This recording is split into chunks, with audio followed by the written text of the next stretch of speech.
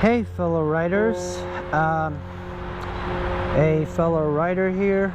I have the Suzuki TU250X here, and I've been riding it for a number of weeks now, and I feel like I've ridden the pants off it, really. In this video I just want to share with you my impressions of the bike so far.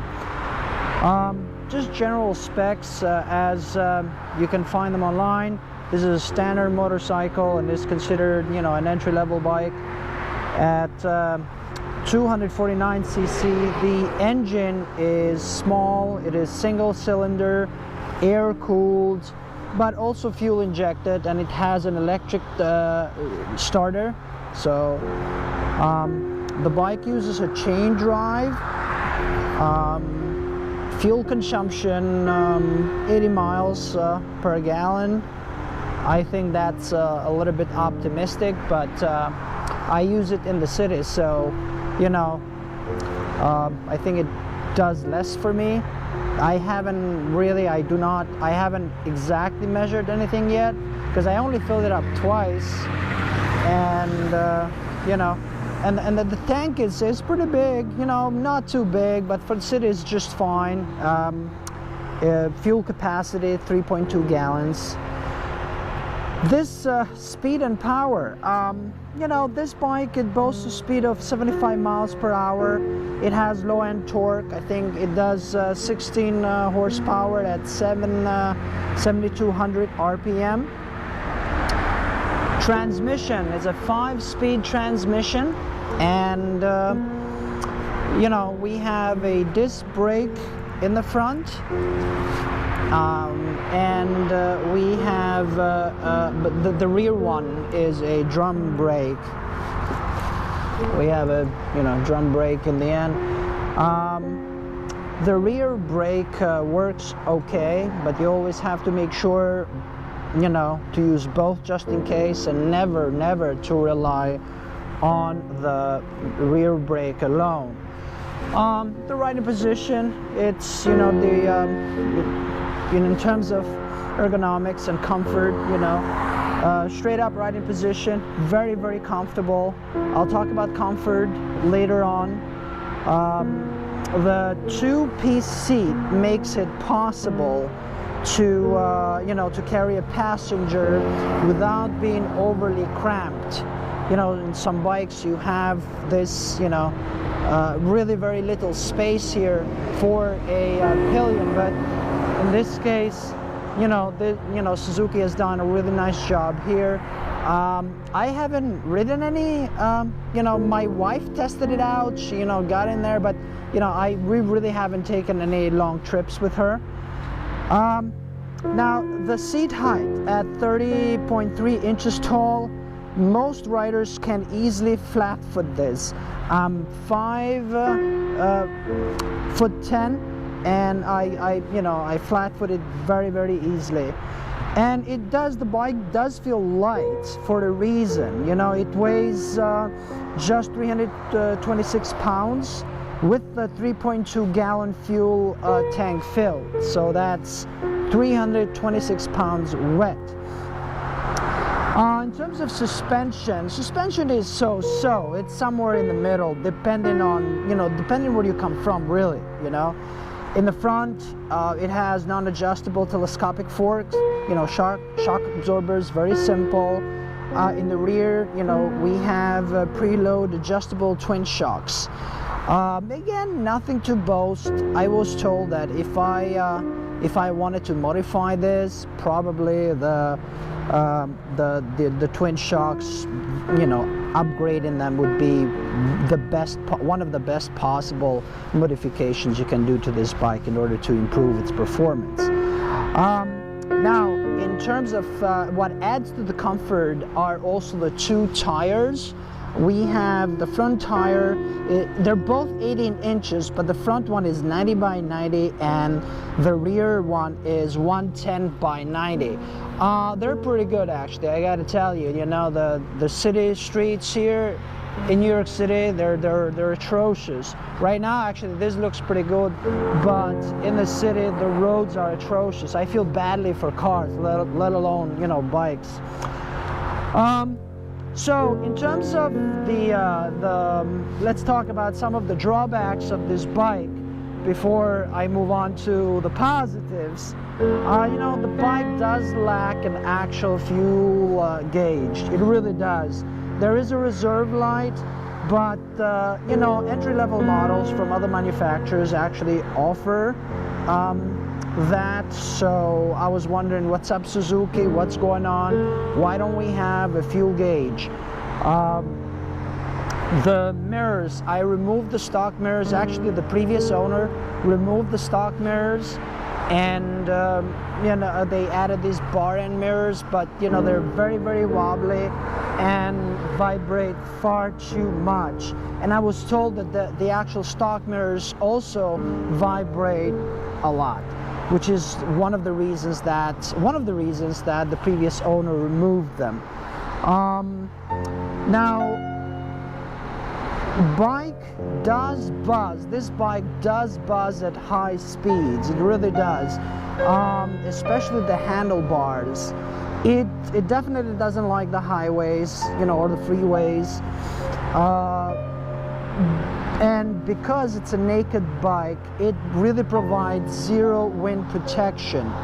Now, I'm going to talk about the modifications the previous owner did, and the windshield is one of them. The chain drive, you know, requires maintenance. In this case, it's very minimal, as long as you take care of it every once in a while. It really doesn't require further than that. But let's talk about the aesthetics. You know, why did I choose this particular bike? I considered a variety of bikes. I really considered the Kawasaki Versys X300, the Yamaha SR400, the Van 200, the Boulevard S40, the Moto Guzzi V7 Stone, Harley Davidson Street 750, Triumph Street Twin, Triumph Bonneville T120, which I also test rode. And lastly, I really seriously considered Honda CTX 700. I considered actually both versions, the CTX version and the manual versions. Apparently Honda makes a motorcycle that is, you know, motorcycle / scooter, is automatic, and it also does offer the manual option. I was going after the, you know, I was really surprised by them. I even, you know, I test rode one. It's really smooth, beautiful bikes. But ultimately, you know, I really decided in the favor of this bike for a lot of other reasons. The first of them actually was the price. You can't beat this bike in terms of price. This is a 2016 version, and honestly, it cost me, you know, less than $3 grand. That's crazy. 2016, it had about 6,000 miles in it. But it really looks in great condition. It's a fantastic bike, and the retro look, the style, you know, it's very stylish and attractive. You can't beat it really. It really, when I looked at this bike, it really reminded me of some of the Triumphs, the two Triumphs bike that I mentioned, you know, like the Bonneville and the Street Twin. It really does. Although, you know, I would prefer this to be a one-piece seat, but, you know, it's fine for now. Right now, it's totally okay. And the color, I love the color. The color, this is actually the metallic fox orange, and I just love the color. It's very special. I looked everywhere for this color. I almost bought one in Virginia and, you know, had it transported to New York City. It just so happens that, I don't know, sometimes it's fake, you know. One day I look at the market and voila, a guy in New York City had this particular bike with my color, the color that I looked everywhere for. I love this color. It's just amazing. I really love it. And the instrumentation is very simple, really. What do we have here? We've got the speedometer, and And you know, the neutral lights, we've got the turn signals, you know, the turn signal indicators, and all are very, very easy to find, really, like nothing fancy. And I'm going to turn it on because I also want to talk to you guys about the exhaust pipe. I'm just going to turn it on very quickly.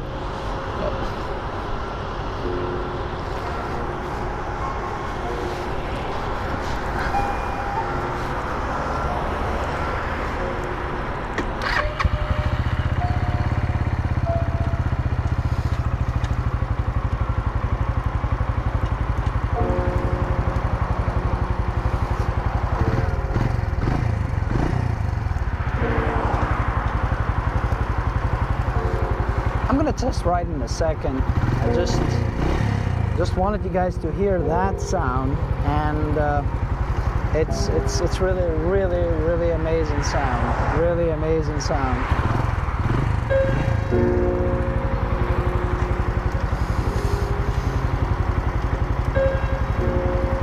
There you go.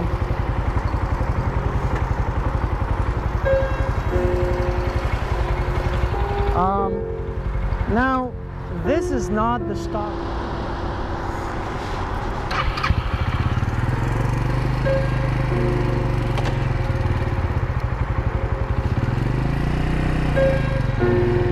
Here we go.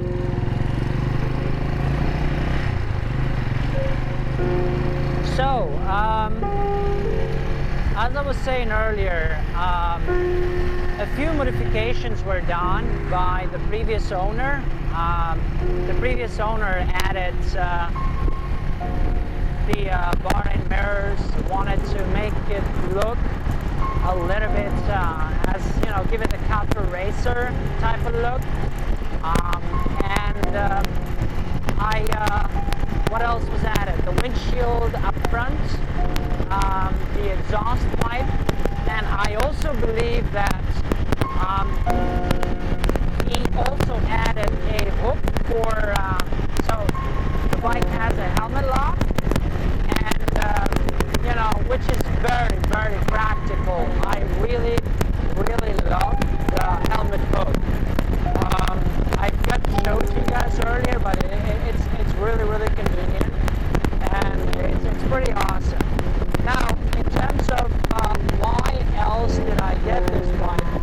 Well, you know, the bike is incredibly practical. As a commuter, urban commuter, it's incredibly practical. It's very comfortable, and you know, it's a social bike. You know, it's a very gentle bike, and I have to say, I'm coming from a scooter world. I owned 3 scooters previously, and you know, I rode a BB350. It's a Piaggio 350 for about 3 years. I commuted with it to work. I really, you know, I rode it all year round, and I just gotta say, I love the bike. It's incredibly powerful, incredibly reliable, but you know, the transition to the motorcycle world really, you know, this bike made that incredibly friendly, and you know, it's not intimidating at all. I mean, as I mentioned earlier, I tried the Bonneville. I tried the Bonneville T120, and my God, that bike is incredibly powerful. I think it's a 900cc bike, and it's incredibly powerful, and I was actually intimidated by it. That's why I also did not go for a larger bike. I just was a little bit intimidated. I wasn't very confident. And to move from a automatic to a you know, manual bike, it's totally different worlds. And that's what I also want to mention, that the shifting on this bike is incredibly smooth, incredibly easy, and this bike forgives. It really does. It's you know, it's not as aggressive as the larger bikes. You know, I mean, this bike, I have to say, it hates the first and second gears, but it loves the third. It prefers the fourth and the fifth, but the third is fine. Right now we're in the third, and it really likes it. It just has no problems with it whatsoever. And that's what I want to say about this bike. It's and you know, people say also this, you know, from the testimonies out there, this bike is incredibly reliable. It just lasts a long time. If you take care of it, it takes care of you in return. And as far as comfort, I do want to mention that I do have problems with my lower back, and the buzzing doesn't really help. It really buzzes a little bit at high speeds. It really does. I've heard people saying no, it doesn't, and they're fine with it, but I do have problems. I mean, I've never had surgeries. I've never had like major accidents. I did have an accident with my BV350, the scooter, but you know, it wasn't a major accident. But that didn't, you know, that didn't contribute to my problem with the back. But I have to say that you got to be careful. If you have a lower back problem like I do, then you know, this bike might be really good, but you got to take care of yourself. You really do. But so far, honestly, you know, I'm coming. My last scooter was a Vespa 300, and I got to tell you, those scooters. I had the 2016 limited edition scooter, and honestly, they were amazing. The most comfortable seat I've ever. I mean, I have never experienced such comfortable seat as I did on that Vespa. It was amazing. And compared to that, the TU250 is not doing very bad, really. It's not. So I gotta say that the seats really good. Not a lot of complaining. The buzzing, yes. I do not know if the bar and mirrors contribute to the buzzing. They're supposed to actually stabilize it a little bit, but they're not helping either. So you know, that's all I gotta say. This is a really good, friendly bike, very warm, sociable. And honestly, I gotta tell you, in all my years riding my scooters, I was never recognized by bikers before. And when I'm on this bike, I gotta say, like, every biker recognizes me. I seldom there is a time when a biker doesn't recognize me. And it's nice to be recognized, guys. It's nice to be recognized. And honestly, let's admit, you know, we're a vain bunch, a little bit, you know, a little bit. Not too much. But there's a bit of vanity in us, but that's okay. It's good vanity. Why not? So I just want to say, I hope that this review kind of helped. And I just gotta say, guys, ride safely, please. This is a very, very, very interesting world, and most drivers, you know, don't respect us a lot. So just take care of yourselves and be true to yourselves. Carpe Diem to all of you, and ride safely.